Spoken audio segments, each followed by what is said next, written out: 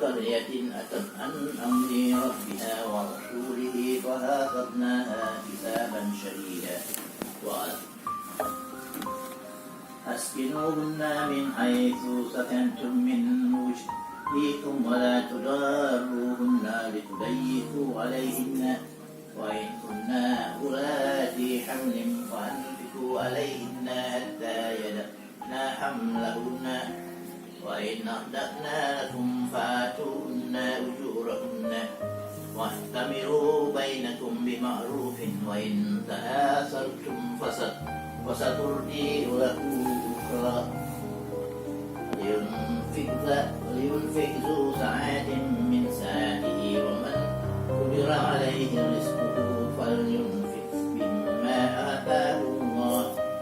لا يكلف الله نفسا إلا ما آتاها سيجعل الله بعد عسر يسرا